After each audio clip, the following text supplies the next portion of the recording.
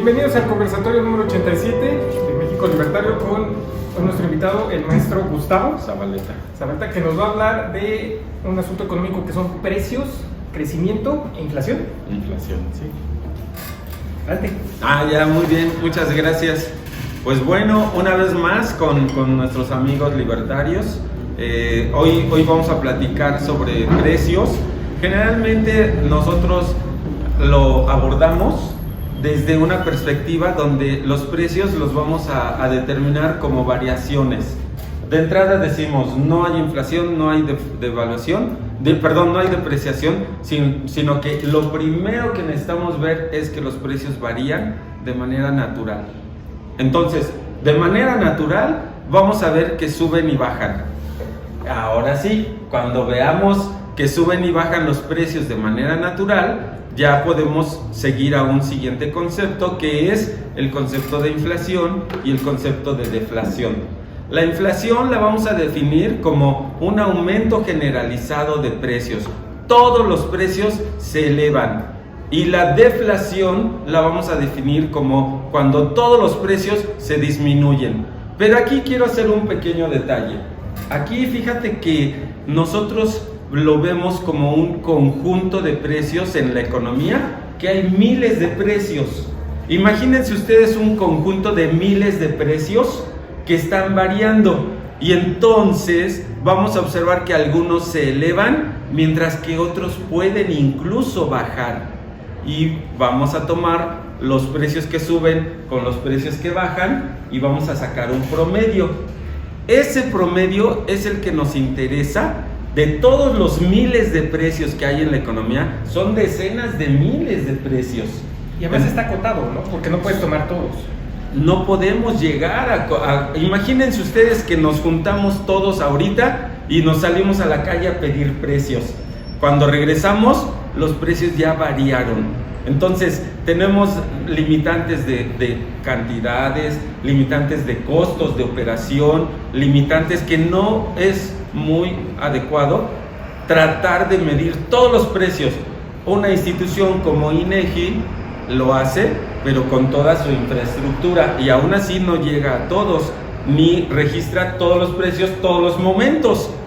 Lo que hace INEGI y Banco de México es tomar de ese conjunto de precios de decenas de miles, nosotros tomamos 299 precios y decimos, oye, esto es lo importante, esto es lo que consume más la gente. Entonces, ¿qué te parece si le ponemos la atención a 299? ¿Que son la canasta básica? Es la canasta de precios que se da que se mide en el Índice Nacional de Precios al Consumidor. La canasta básica es otro subconjunto. Vamos a ponerlo como el subconjunto del INPC. Y ese INPC lo vamos a medir. Y al medirlo, vamos a observar que unos suben y otros bajan. De manera que lo que nos interesa a nosotros es sacar el promedio y la compensación de las subidas y las bajadas para decir, en términos generales, nuestra canasta subió. Y subió porque la mayoría de precios le ganó a los precios que incluso pudieron bajar. Entonces observa cómo los precios, decenas de miles, se mueven para arriba, para abajo, para todos lados, y están así como, imaginen ustedes unos pistoncitos que suben y bajan. Y nosotros tomamos un subconjunto de 299 y decimos, hay que medirlo. Y cuando lo medimos, vamos a decir, subió o bajó el Índice Nacional de Precios al Consumidor. ¿Qué es el INPC? Ese es el INPC. A nosotros nos interesa porque en la actividad empresarial, yo lo estaba comentando hace unos momentos con un buen empresario amigo mío, que los empresarios son desde la señora Mari que vende tamales hasta Carlos Slim, presidente del Grupo Carso, o Los Salinas, o Grupo Bimbo, o Grupo Cemex, o etcétera. Podemos tener pequeños empresarios y grandes conglomerados de empresas, y todos deciden su precio. Imagínate cómo doña Mari determina su precio de sus tamales. Supongo que ve cuánto le cuesta hacerlos, cuánto necesita para vivir, y ahí hace ya un balanceo de cuánto los debe de vender. Así es. Entonces, nosotros decimos que la microempresaria, doña Mari, que vende tamales, determina su precio. Y esto es importante cuando llegamos a la definición de inflación, porque si nosotros vemos la inflación, ya dijimos que los precios se compensan. Y la inflación la vamos a definir como un aumento generalizado de precios. Todos los aumentos le ganaron a las disminuciones o a los precios que se mantuvieron estables. Estables bajo 1, pero la mayoría aumentó. Esa es la inflación. En términos técnicos, aumenta la inflación, mejor dicho, aumentan la mayoría, aumenta el promedio de precios y entonces decimos, hay inflación. Y cuando nosotros revisamos a los agentes económicos que determinan su precio, imaginen ustedes, yo les pido de favor, piensen de manera muy sencilla, piensen en un agente económico que determina su precio y piensen en un agente económico que no determina su precio. Dame un ejemplo de quien no determina su precio. ¿El transporte público? No. Ah, bueno, porque es un precio oficial. Es un precio controlado. Y si es un precio controlado, entonces ya tenemos una categoría de precio. Lo vamos a llamar precio oficial, ¿te parece? Ok. Precio oficial que está determinado sobre todo por razones políticas, no económicas. Ese es un punto importante. Precio oficial lo determinan los diputados, los senadores, los legisladores de las entidades. Ellos determinan, esto va a costar tanto, 5 pesos el metro, 10 pesos, pero el costo del metro es distinto. Por lo cual, yo puedo comentarles que es importante que observemos que la sumatoria de costos de producción no son el precio. Pueden coincidir, pero no son precio. Más cuando son, digamos, estatizados o controlados, porque ahí pueden tener subsidios. Así es, pueden tener subsidios o, bueno, ahorita vemos esa parte, pero el precio oficial ya ahí está. Hay otro precio que le vamos a llamar precio de mercado, y el precio de mercado es aquel que sí toma en cuenta los costos y sí lo determina el empresario. Pero observen algo, el empresario está determinando un precio que si se equivoca, la gente no le compra. Y sencillamente vamos a decir que la gente vota con los pies y se va a otro local y compra en otro local. Entonces el empresario, cuando no tiene intervención de los legisladores, de los políticos, del gobierno, está determinando un precio de mercado. Entonces, precio de mercado lo determinamos con los costos de producción. Pero, insisto, no son lo mismo. Imaginen ustedes que tienes un costo de producción de 100 y el precio de venta es de 120. Yo les diría a ustedes, imagínate un caso, eres productor y produces a 100 y el precio está en 150. ¿Ustedes producen? ¿Deciden producir? Sí, porque hay una ganancia de 50. Pero si tu costo de producción es de 100 y el precio te lo compran a 80, ¿produces? No, porque tienes unas pérdidas. Entonces, nosotros en este tema de los precios analizamos e incentivamos que la gente pensemos en los precios como el motivo principal por los cuales las empresas producen y por los cuales los consumidores consumen. Y es una gran fuerza el mercado. En este caso, yo digo mercado porque todavía no metemos impuestos, todavía no entran. Entonces estamos con precios de mercado que tomamos en cuenta los costos. Y fíjense ustedes, hay un tema que yo les invitaría a quien nos escucha, nos ve, que revisen, y se llama excedente del consumidor, excedente del productor. Estos dos temas nos van a permitir comprender por qué un agente económico produce y va al mercado a vender. Naturalmente, ahorita ya lo dije, pero lo voy a repetir. Si el producto alguien lo compra en 100 y yo produzco en 80, yo tengo un incentivo de mercado para producir. Pero si me voy del lado de la demanda, yo tengo al consumidor que debe tener una característica fundamental: poder de compra. Si tiene poder de compra, él voltea y dice: yo quiero este producto, pero él tiene que estar dispuesto a pagar más de lo que cuesta producirlo.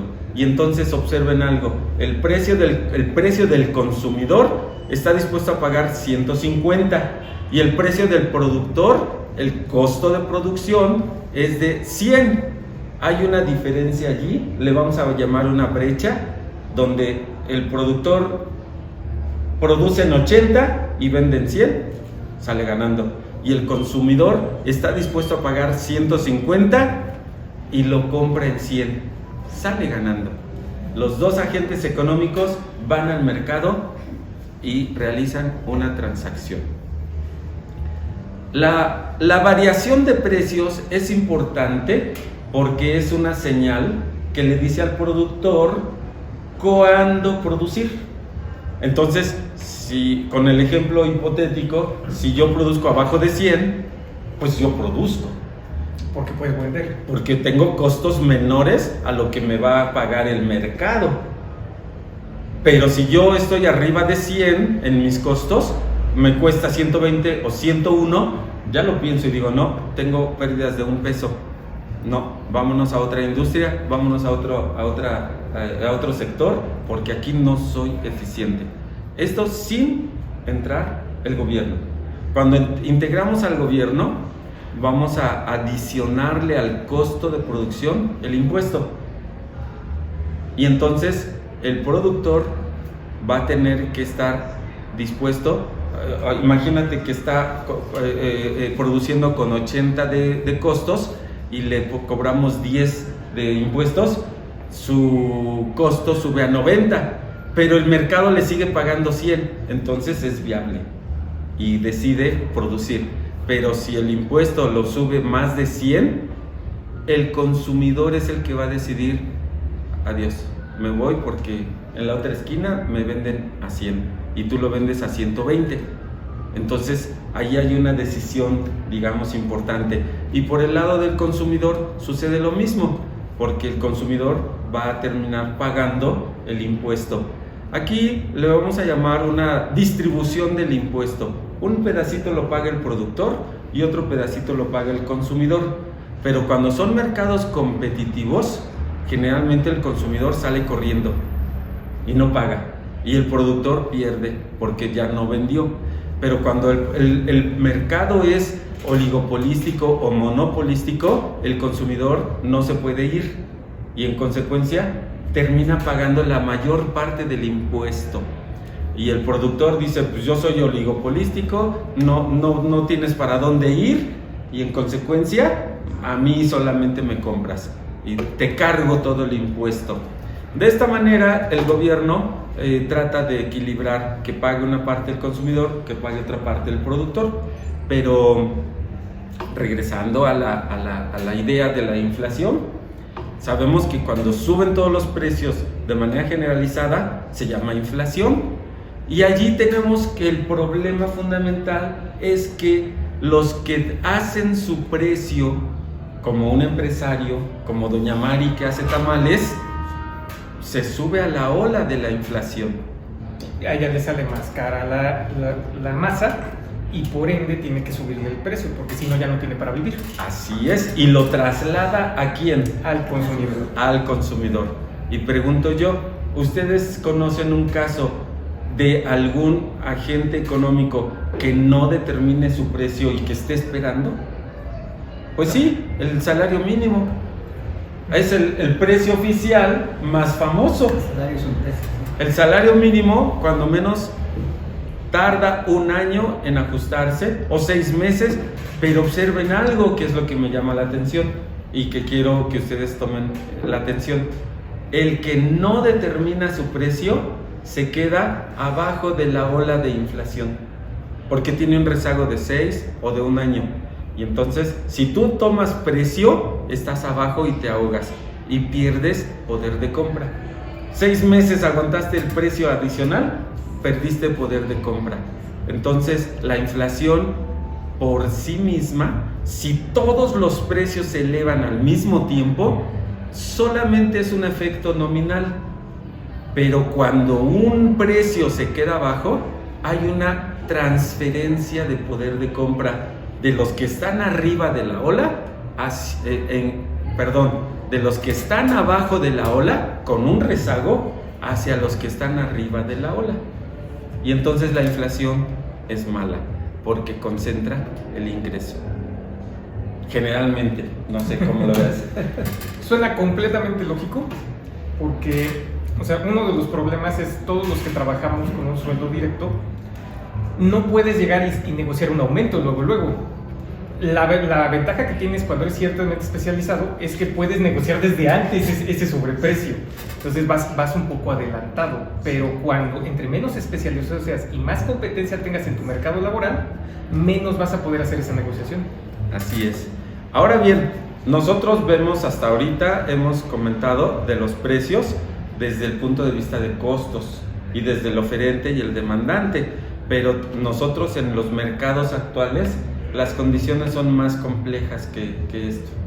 Las condiciones son tan complejas como lo siguiente. Nosotros tenemos grandes cadenas comerciales como Carrefour, esta empresa francesa, es líder en Europa, Carrefour, o Walmart de este lado del Atlántico, Walmart, y podemos irnos a muchos grupos así. Un muy buen ejemplo sería Starbucks, porque no lo hace contra costos. Así es. Me llama la atención, déjame comentarte primero el caso de Carrefour y Walmart como grandes cadenas que atrás tienen miles de proveedores. Imagínate, si tú compras un litro de leche, si tú compras un kilo de arroz, si tú lo que quieras comprar en estas grandes tiendas, tienes miles de proveedores atrás. Y entonces aquí tenemos un juego que es muy interesante, porque generalmente pensamos que los grandes corporativos generan inflación, pero fíjate qué interesante, el Carrefour y Walmart tienen márgenes de ganancia muy pequeños y están presionando permanentemente a miles de proveedores a que bajen sus precios. Y entonces, cuando bajan sus precios, nosotros volteamos y decimos, oye, ¿a dónde nos conviene ir a comprar? ¿A Sam's o a Walmart o a Bodega Aurrera? Y entonces vemos que esas grandes cadenas presionan a la baja. Fíjate qué interesante, porque los grandes corporativos están hoy por hoy presionando a la baja los precios. Y nosotros, en términos coloquiales, pensamos que Walmart hace inflación. Sin embargo, allí tenemos esa característica. Cuando no lo hace solo para ganar más, sino para poder mantenerse en competencia, entonces también lo hace para poder tener sus precios más bajos. Así conforme es. Al mercado. Así es, porque la competencia entre los grandes entre los grandes corporativos es voraz.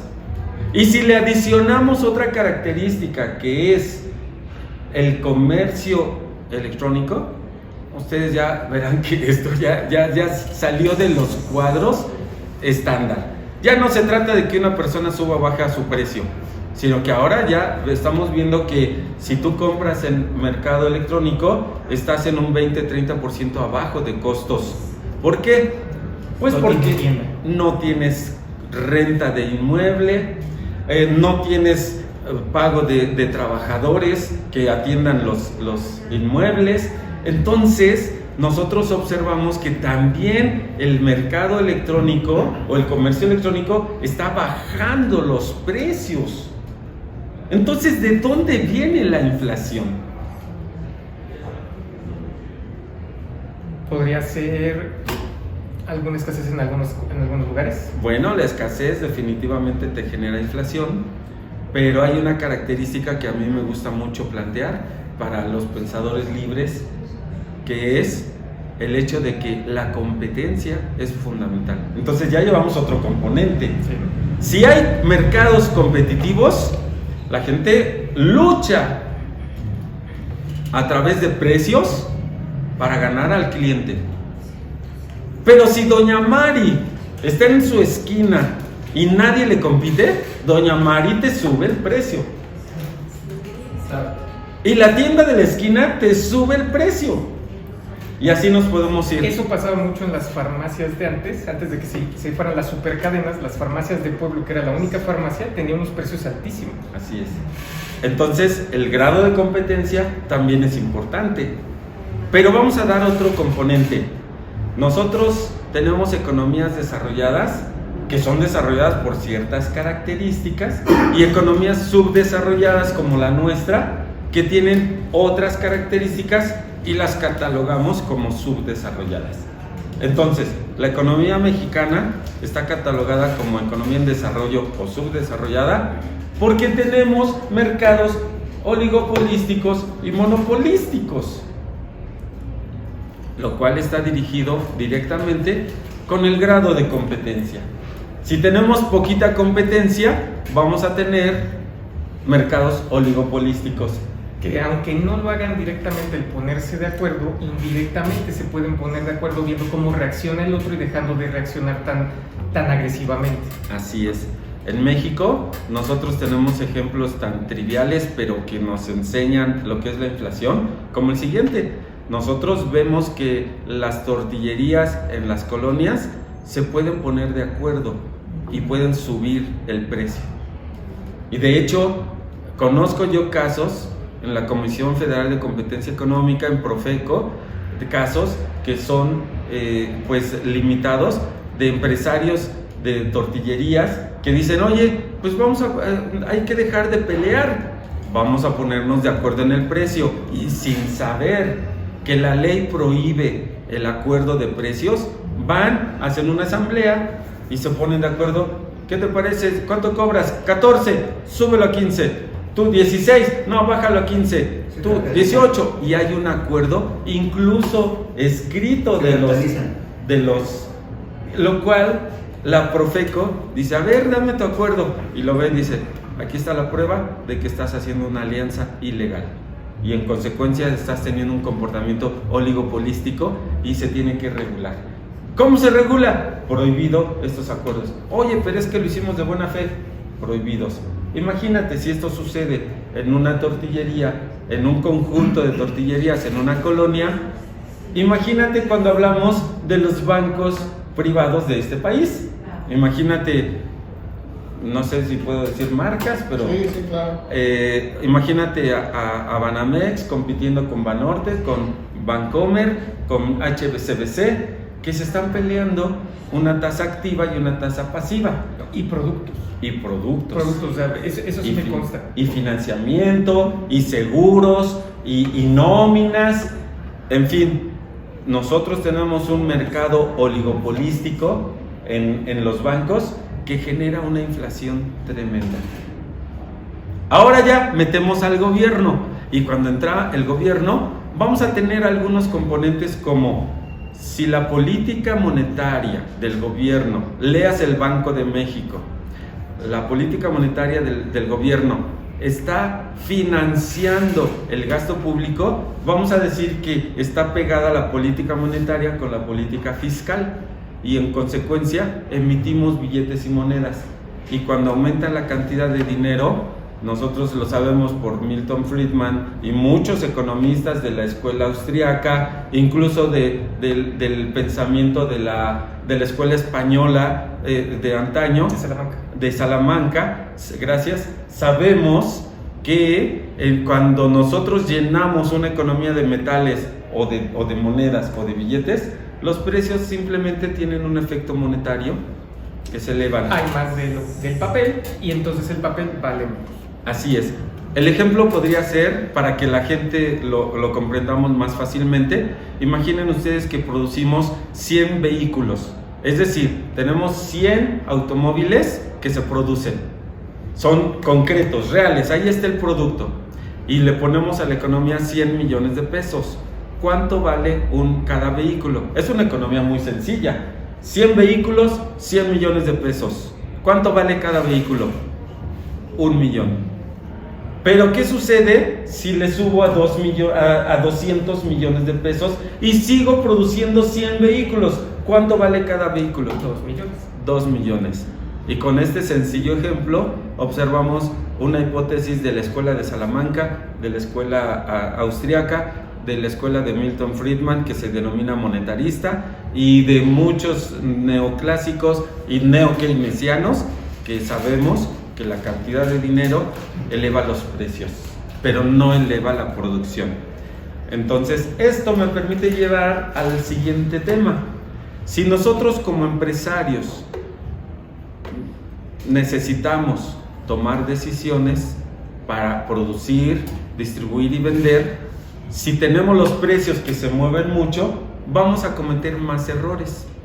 Pero si tenemos precios que se mueven poquito y son estables, van a ser previsibles y en consecuencia podemos tomar decisiones más. Vas a poder ponderar a futuro porque es menos incierto. Así es. Entonces, esto pues la política monetaria nos lo plantea, los monetaristas nos lo dicen por todos lados y hoy en día muchos en el gobierno lo entendemos. Incluso el día de hoy podríamos decir que tenemos una política monetaria de la más conservadora en nuestro país. Qué chistoso, ¿no? Maestro, quisiera, ahorita que estaba hablando de subsidios y de economía controlada, precios controlados, yo recuerdo, yo tengo 47 años, ¿se acuerda del precio pacto? Sí. Eso es parte del control del gobierno oligopólico para mantener los precios que realmente no funcionaban y que trajo una inflación bastante grave y que los jóvenes no saben y a veces dicen es que son los empresarios los que por ellos suben los precios. Sí. Entonces recurren al gobierno para bajarlos y pasa ese desastre que pasó con todos los precios Sí. pacto. Mira, para que los jóvenes comprendan de mejor manera y más pronta, grandes conglomerados como Carrefour, como Walmart, tienen un 4% de ganancia aproximadamente. Lo demás son costos. Entonces, si ellos elevan 4%, la gente se va a comprar a la tienda de al lado. Entonces, ese es un principio empresarial. Si tú subes tu precio mucho, la gente te deja de comprar y se va al otro lado. Hay muchas cuestiones de teoría económica aquí que son bienes sustitutos, bienes complementarios, incluso bienes Giffen, pero no me voy a meter en ese punto. Solamente me voy a meter para responder tu pregunta e intentar ayudarte en este tema. Mira, en los años 80 México tuvo un exceso de gasto público, pero ese gasto público lo financiamos con emisión de billetes y monedas. Entonces sucedió lo de los 100 autos, con 100 millones y luego con 200 millones. Los precios se dispararon.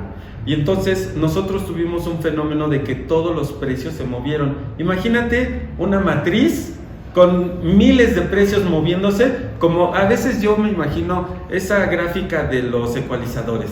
Ya ves que suben y bajan las lucecitas, así suben y bajan los precios. El gobierno de Miguel de la Madrid, 82-88, y Carlos Salinas de Gortari, 88-94, planteó un programa de control de precios. Si todos se estaban moviendo así en el ecualizador, nosotros aprendimos honestamente yo creo que tuvimos una generación de economistas muy inteligentes que al mundo entero le mostraron cómo controlar la inflación. Entonces imagínate ese ecualizador. Y nosotros nos dimos cuenta de que uno de los problemas que no he mencionado en la inflación es la coordinación de precios. Entonces imagínate que el precio 1 sube en el periodo T, pero en el periodo T más 1, el otro productor toma tu precio y pues ya le subió. Entonces él sube en T más 2 y el otro en T más 3 y así T1, T2, T3. Entonces tenemos una escalera de aumento de precios. Nosotros aprendimos aquí en los años 80 y 90 que debíamos de coordinar esa escalera y ponerlos al parejo. Entonces nosotros inventamos un concepto, rescatamos el concepto de inflación inercial. Aumentaste en periodo T, tu proveedor aumentó, tu consumidor aumentó en T más 1 y el de él aumentó en T más 2, teníamos una escalera y entonces uno de los temas fue coordinar a todos. Lo que a nivel popular se le podría llamar un efecto mariposa. Porque aumentas uno y entonces se hace una escalada hacia muchos en los diferentes tiempos, se va acumulando. Hay un concepto que me gusta más, porque el efecto mariposa creo que se va por otro lado, pero hay un efecto que me gusta más que dice el efecto compuesto. ¿Sí has escuchado? El interés compuesto. Sí, es exponencial. Sí. Entonces, el interés compuesto es exponencial porque capitalizas cada periodo y aquí aumentas cada periodo. Entonces la inflación inercial puede comportarse de manera exponencial. Y entonces tenemos un efecto compuesto. Y el efecto mariposa está así como que en teoría de caos, ¿no? Más que nada lo uso porque está muy usado en el argot general, donde está eso, ¿no? De la mariposa hace una leche y se hace un huracán, ¿no? Sí. Más que nada por eso, no porque sea literal a lo que se puede traer, sino por cómo lo asume la mayoría de las personas. Sí, es exponencial, efectivamente, ¿no? Entonces, ¿cómo rompes ese comportamiento exponencial?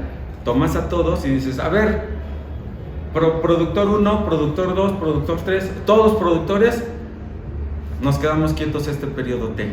En el T más 1, todos aumentan precio, todos. Pero en T más 2, todos nos quedamos quietos.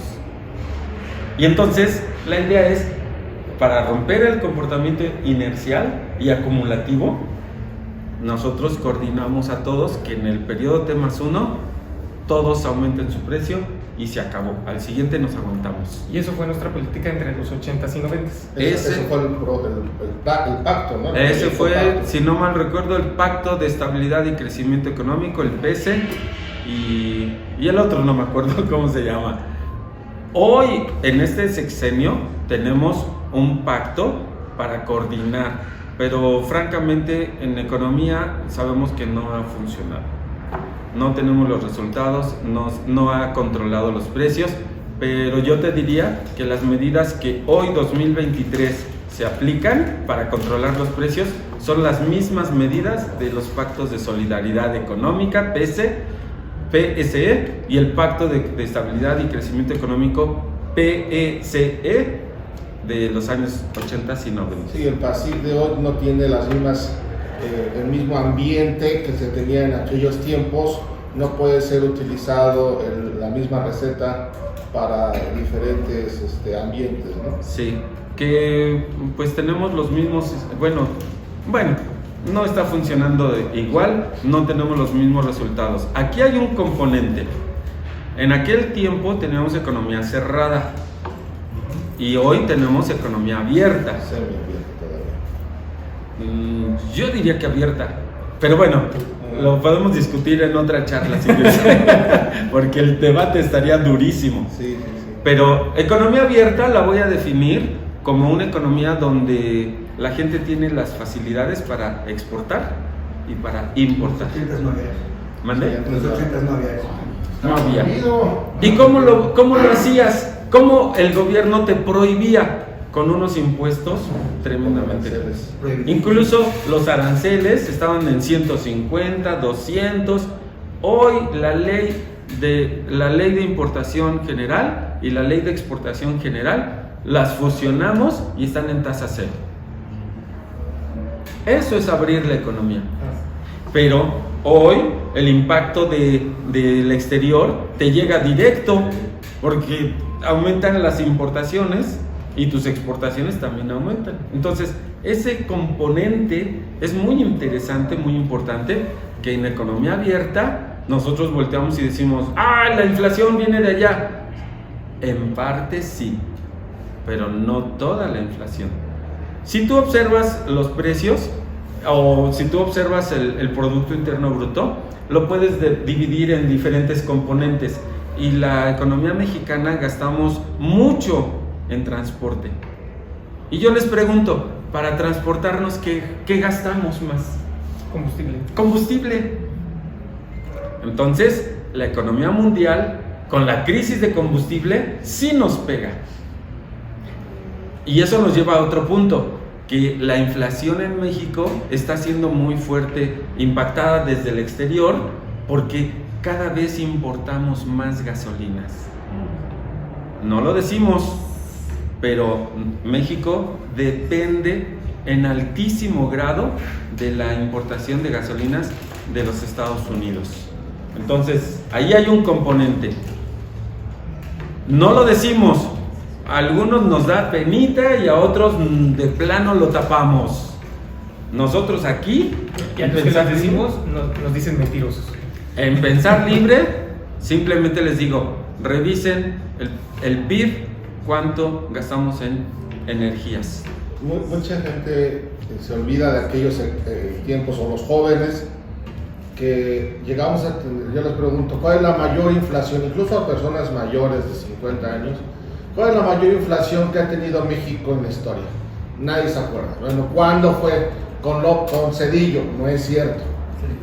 ¿Sí? La mayor inflación casi alcanzó el 180% y no fue con Cedillo.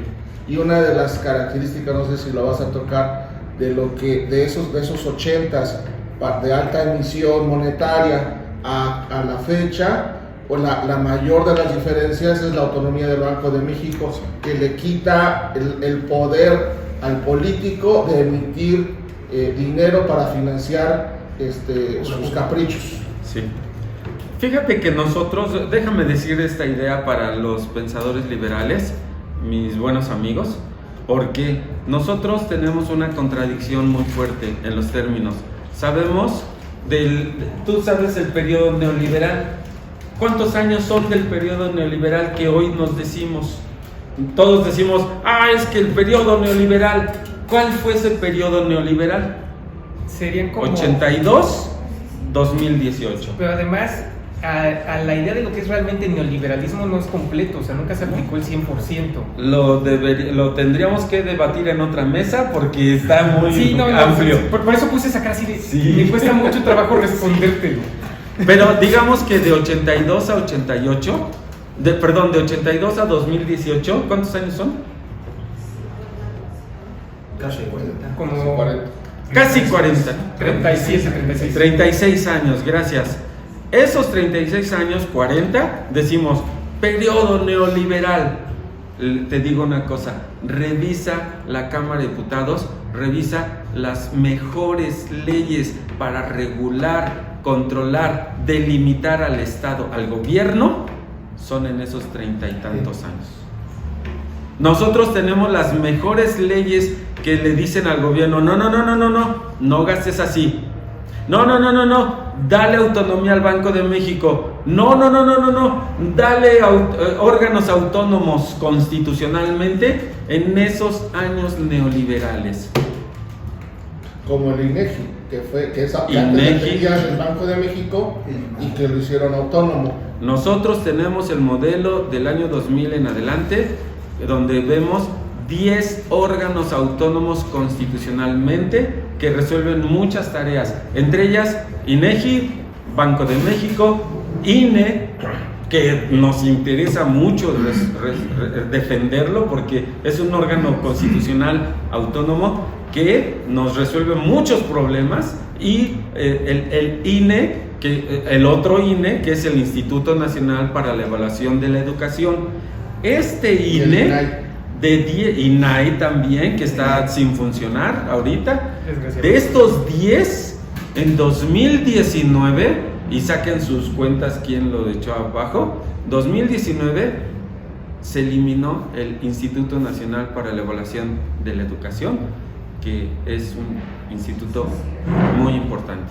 Entonces vamos como que regresando, pero la hipótesis es, en estos 30 y tantos años de disque neoliberalismo, nosotros tenemos las mejores leyes que regulan los excesos de nuestros gobiernos. Generalmente no me gusta decir Estado, porque Estado significa que no hay responsables y se nos pelan. Hay que decir gobiernos, y el gobierno tiene nombre y apellido y tiene responsables. Y en ese sentido, si yo digo gobierno, voy a tener un responsable y voy a tener un voto de castigo y un voto de premio para los buenos gobiernos y un voto de castigo para los malos gobiernos. Y eso que dices es porque es el gobierno de fulanito de tal. Así es. Y no es el estado de fulanito de tal. Sí. Fíjate que Diego Valadez, un abogado constitucionalista, lo plantea muy bien. Y yo creo que también esa parte, de acuerdo a lo que yo he trabajado, que en México tenemos un sistema personalista. No lo resuelve. Yo lo digo como mis amigos liberales.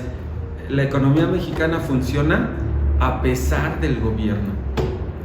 Yo diría en inercia.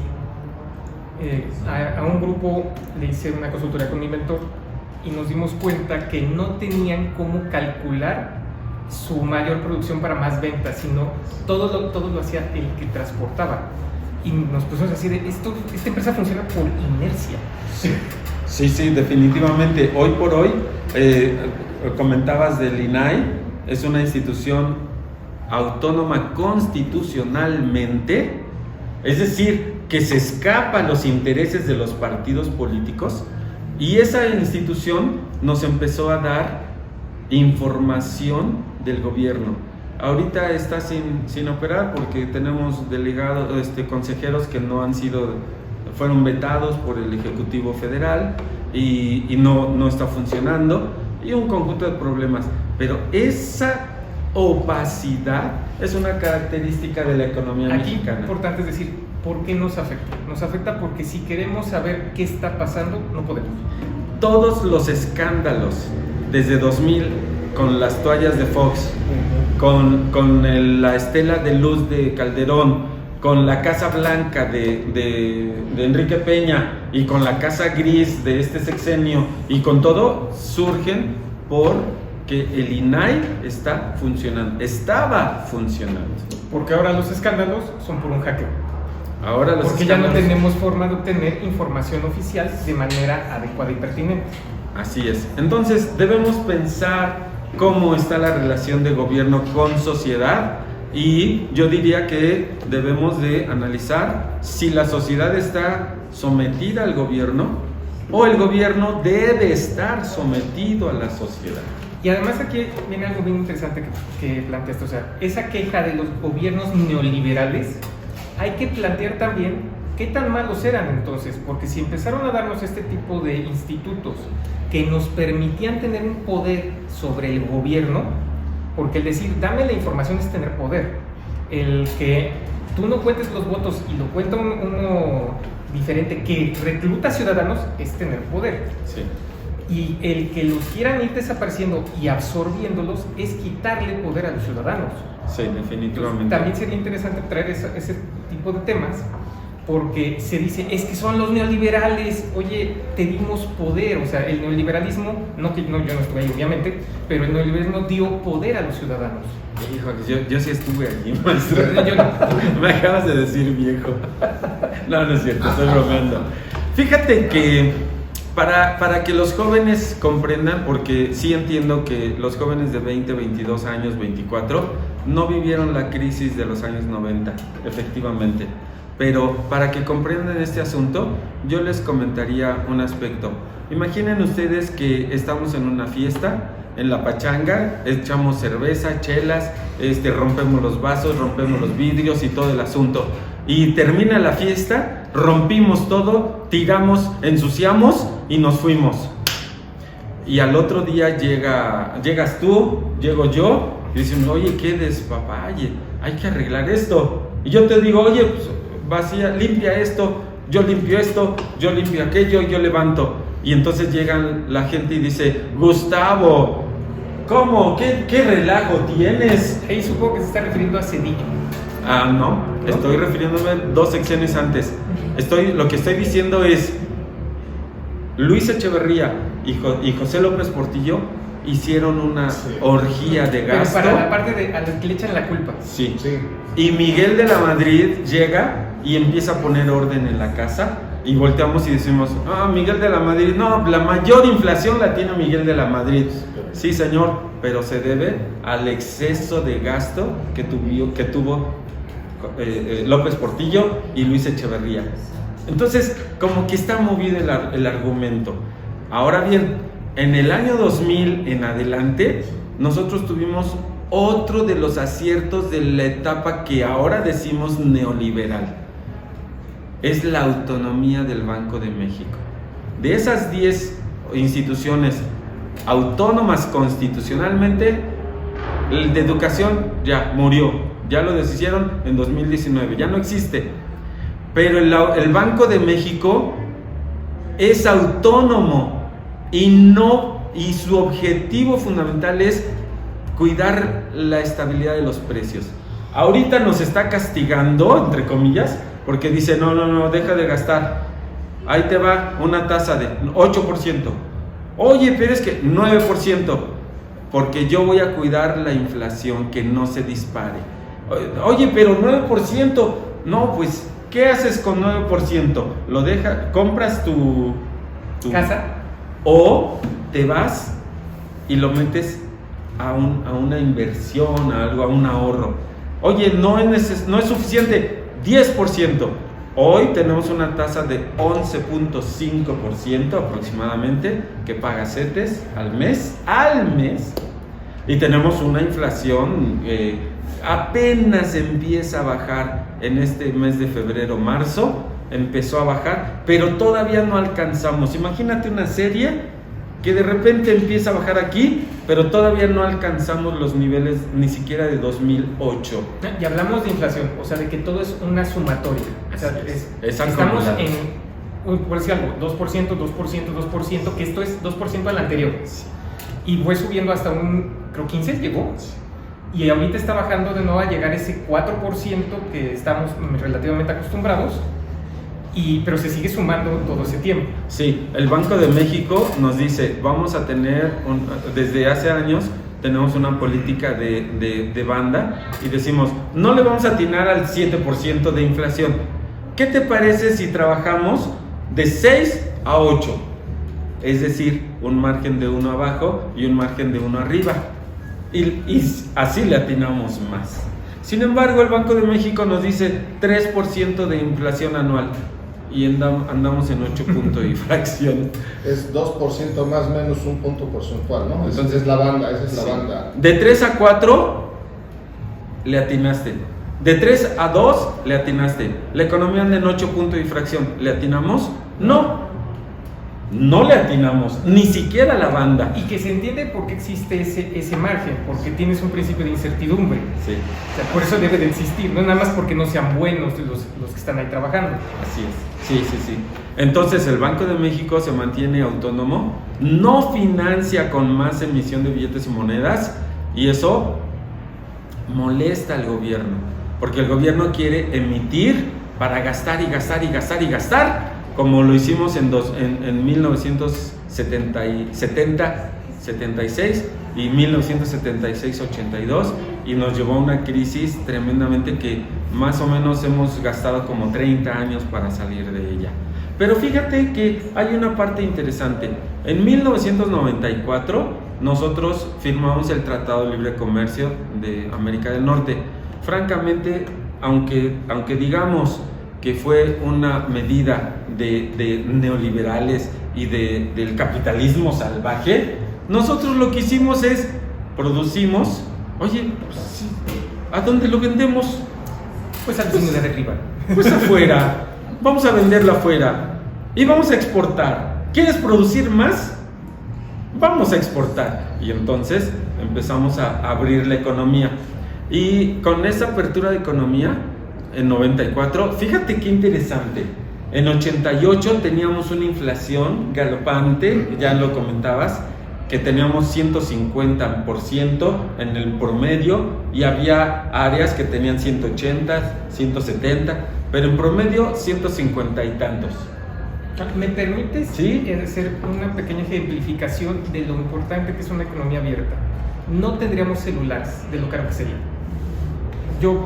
Esto pasó en mi casa. Nosotros nos traemos del gabacho, por decirlo como se decía en ese momento, una computadora Commodore TIC-64, porque era imposible importarla prácticamente. Y eso sería como agarrar y decir, voy y compro un Samsung, porque no lo puedo comprar en México. no había celulares. Sí, totalmente de acuerdo. Fíjate que yo recuerdo en los años 80, no sé, tal vez lo recuerden ustedes, en los años 80, si no podías ir a Estados Unidos a comprarte esos bienes o a Europa, tú te ibas a Chetumal. Y en Chetumal había una zona de comercio libre. Y allí una computadora te costaba, por decirte algo, por decir, estoy inventando los números, 5,000.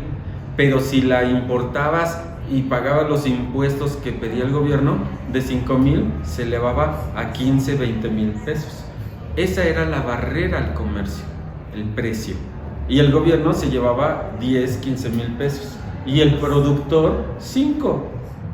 Entonces, esa es la protección del comercio, entre comillas. No, pero hago la ejemplificación para que la gente lo pueda entender en algo que usamos todos los días. Sí.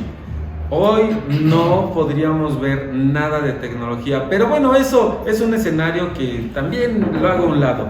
Que los jóvenes comprendan una cosa. Hoy tenemos una inflación, jóvenes, de 8%. Tal vez algunos economistas planteamos que vamos a subir a 9, a 10. ¿Por qué importa que haya inflación? Ya dijimos, tenemos una ola de precios. Si ustedes no deciden su precio y están rezagados, van a estar abajo y van a perder 1, 2, 3 meses, 6 meses, un año, van a perder poder de compra hasta que se ajuste su precio. Pero si ustedes determinan precio, van a estar aquí arriba.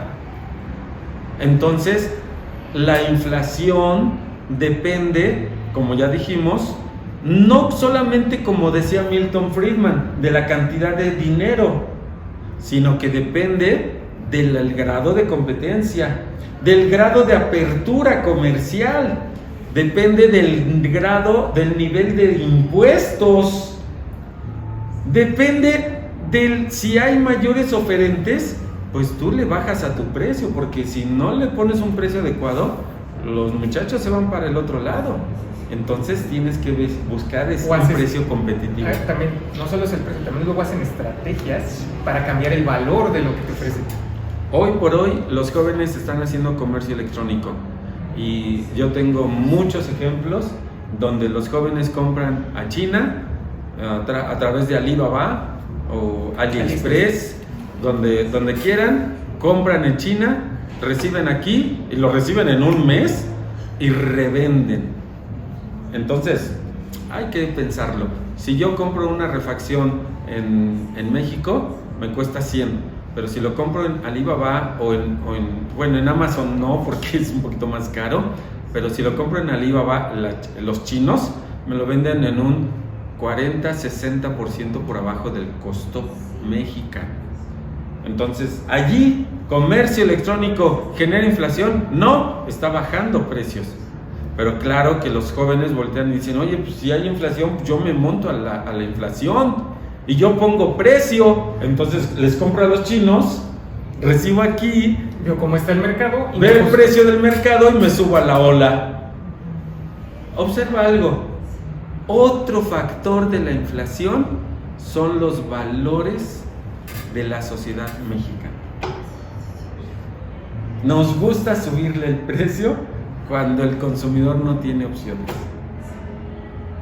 Hasta Doña Mari de los tamales le sube, dice, no, sí me aguantan, 15 pesos el tamal, ya no, 20. Y lo mismo te puedo decir en la industria, cualquier industria.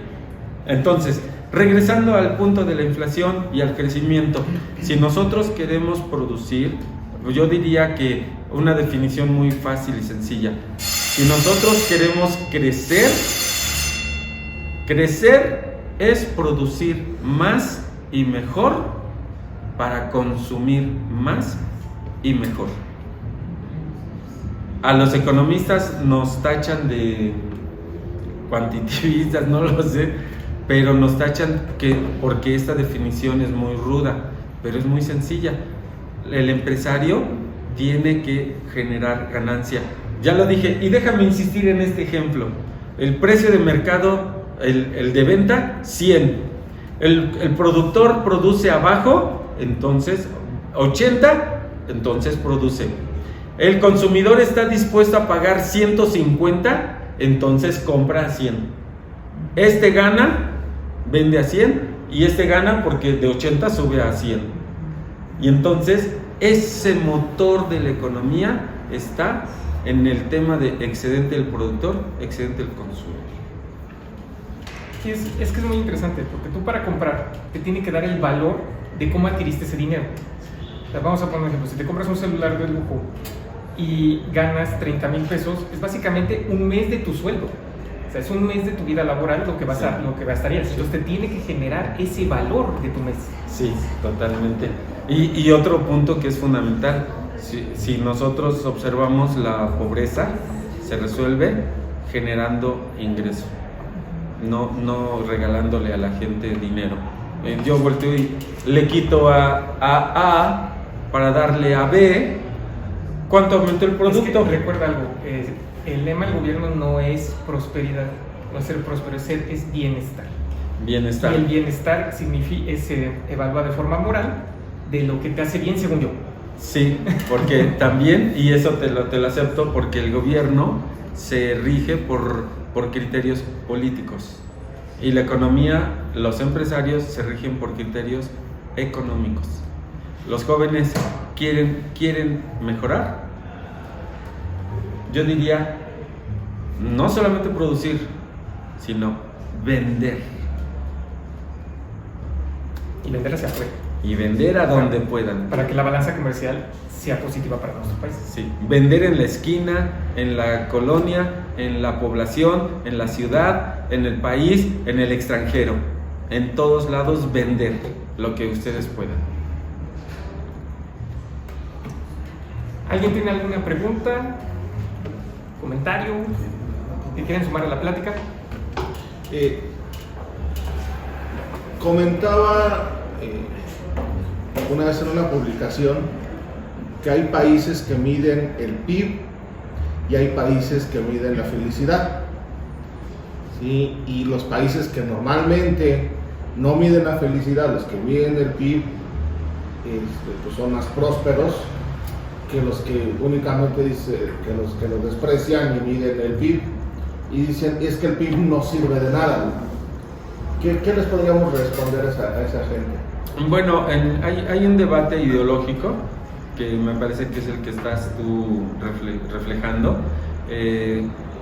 Yo te diría un aspecto muy importante. En la economía produces y vendes para concretar el valor agregado. No basta con producir, porque imagínate, tú produces y se queda en tu inventario, en tu almacén, es pérdida. Entonces produces y vendes. El valor agregado se concreta, se consolida con la venta. Eso por un lado. Por el otro lado, yo te diría que con el fracaso del pensamiento socialista, nosotros vemos el ejemplo tradicional de la Unión Soviética, que se cae Alemania Oriental, se caen en los años 90, 1991 para ser exactos. Pero de ahí en adelante hay grupos ideológicos que ya no pueden plantearte comunismo o socialismo como tal, porque ya saben que fracasaron. Entonces, una manera de darle la vuelta al debate teórico es plantearte las mismas ideas, pero revolcadas. Lo voy a plantear así. Entonces, tenemos desde los años 40, 50, tenemos a Simone de Beauvoir, que te plantea el feminismo. Tenemos un conjunto de escuelas. Tenemos a la Comisión Económica para América Latina, CEPAL, de la ONU, que te plantea el estructuralismo económico. Y entonces hay muchas escuelas. El mejor marxismo hoy en día está en las universidades de Estados Unidos. ¿Te imaginas? Los mejores marxistas están en Estados Unidos. Demócratas. Imagínate, en un país como tal. Bueno, entonces regresando a tu pregunta y tratando de darle este contexto, nosotros podemos responder y decirte, si ya te da pena plantear un argumento, von Bauer lo plantea muy básicamente, von Bauer te dice, el socialismo no funciona en términos económicos por esto. Entonces yo los invito, lean a von Bauer. Y entonces allí te vas a dar cuenta que el socialismo, en términos económicos, está equivocado. Si te fijaste, yo no te dije produce para que seas rico. Yo te dije produce y vende tu producción. O compra barato y vende más caro, como quieras. Pero la generación de riqueza está en la venta. ¿Te das cuenta cómo ya avanzamos un punto? Antes los clásicos como David Ricardo, Adam Smith, Carlos Marx, Keynes, pensábamos que la riqueza estaba en el trabajo. Nada más piensa que el trabajo produces y lo dejas en el almacén y no hay riqueza, hay pérdida total. Entonces, regresando con la idea, es que nosotros como economistas, habemos un grupo de economistas muy importante que planteamos que la economía se resuelve con principios económicos, no con principios éticos, no con principios morales, no con principios políticos, porque suena muy bonito. Ni imaginarios. Ni imaginarios. Suena muy bonito. Oye, es que el Señor está pobre. Te quito a ti, tienes mucho, te quito a ti y le doy a Él. Hay otro concepto que yo los invito a los jóvenes, así lo pueden encontrar en YouTube, en Google, en San Google, lo pueden encontrar así. Es el efecto ricardiano de sustitución del gasto. Yo te quito 50 al consumo privado y baja 50 el consumo privado. Te quito y le doy a él para que gaste. Y en consecuencia su gasto sube. Pero hay un quitar para dar y el total se mantiene igual. No hay crecimiento. Hasta puede haber ahí un asunto de inflación por demanda, porque como le quitaste a unos, haces que compren productos más baratos, le diste a otros y lo que pueden comprar son los productos más baratos, y dejas que los productos que son más caros se mantengan en su precio, pero como los otros tienen un exceso de demanda, elevan su precio. Sí, de hecho tenemos otra definición, más allá del índice de precios al consumidor, tenemos la inflación que está abajito y la inflación que la vemos un poquito más, se me fue el nombre. Subyacente y no subyacente, que precisamente es lo que sucede. La inflación subyacente tiene ciertas características de corto largo plazo y la no subyacente tiene características de corto no largo plazo. Y esta también es lo que tú dices. Si consumimos más alimentos, la inflación se comporta de una manera. Nosotros tenemos en el corto plazo precios que se mueven mucho y precios que se mueven poquito, se mueven más en el largo plazo, y entonces por eso vemos la inflación general y el otro subconjunto, inflación subyacente, inflación no subyacente. Y entonces decimos, este es de corto plazo y este es de largo plazo. Échale ganas a estos bienes, como por ejemplo los bienes perecederos. Pues, se comportan de una manera y la gente, la mayor parte de la población, consume ciertos productos y bienes que generalmente es comida, vivienda. Bueno, en términos de orden sería vivienda, transporte, alimentos. Y déjame decirte algo, la gente de bajo ingreso gastamos más en estos tres, y la gente de alto ingreso pues, gasta menos. Porcentualmente hablando. Así es, porcentualmente hablando. Y porque hasta pueden gastar más en total, pero contra su ingreso completo gastan menos. Así es. Entonces yo digo, los jóvenes tienen que saber que para resolver el bajo ingreso o el ingreso cero, que es pobreza, para resolver la pobreza, número 1, tienen que resolver su capacidad de generación de ingreso. Número 2, tienen que determinar su precio. Regresando a lo que dijo Pedro, sí. Además yo creo que lo que hacen es mostrarte un índice en donde ellos no fracasen. Eso es lo que yo creo que también intentan. Sí. La felicidad. Regreso a ese punto rápidamente. Entonces, como los principios, yo diría, allí me voy a meter hasta el fondo, pero los principios socialistas, los principios comunistas y los principios estatistas nos llevan a un fracaso económico, porque el valor se genera, ya dijimos, produciendo y vendiendo. Y allí tenemos, yo diría, imperfecciones en los gobiernos, imperfecciones en esa parte de los oligopolios y los monopolios que nos generan aumentos de precios. Y si nosotros estamos planteando, imaginen ustedes que yo planteara que el gobierno resuelve el empleo, realmente no entiendo nada de economía. ¿Por qué? Lo voy a dejar en números redondos, revísenlo en Google. Tenemos 60 millones de personas que trabajan. La voy a llamar población económicamente activa. 60 millones. Ahí hay un principio de Pareto. Incluye los que están registrados y los no registrados en esos 60 millones. 60 millones formal e informal. Okay.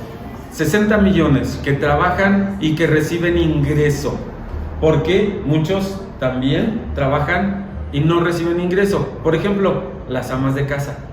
Por ejemplo, aquel hijo del señor tendero que el papá voltea y dice: quédate un ratito en la tienda, ahorita vengo.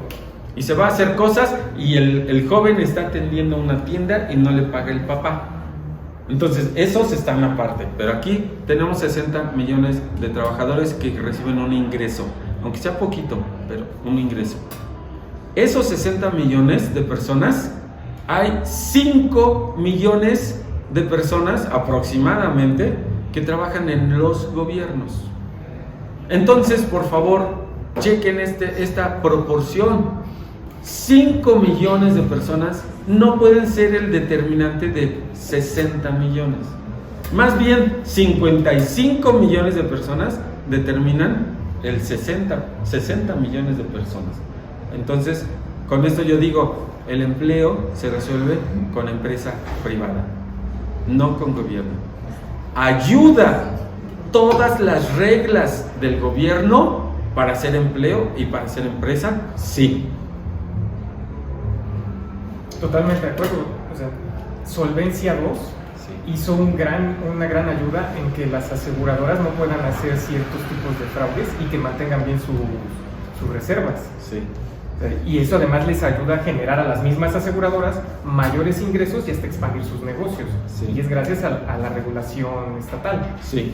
Y observa algo, los mercados financieros los tenemos oligopolísticos y monopolísticos, no solamente en México, en todo el mundo. Es un tema de economía a resolver en todo el mundo. Sin embargo, si les mueves tantito, tenemos problemas financieros como el que ahorita estamos viviendo. Tenemos Silicon Valley Bank que quebró. Tenemos allá también el otro extremo del tema financiero, tenemos las criptomonedas. Entonces, esos sectores el gobierno los tiene que regular. Yo a veces pienso que en esos temas el gobierno sí tiene que regular, porque los poderes fácticos son tan grandes que los tenemos que meter al orden. Debes de poderle dar herramientas al ciudadano en que se respeten sus contratos, principalmente. Sí. Y por ejemplo, hablando de bancos, es que el banco tenga las reservas de tal manera que pueda siempre darte el dinero que tú tienes en teoría depositado. Totalmente de acuerdo. En Estados Unidos hay un seguro como el que hicimos aquí en México, el famoso Fobaproa.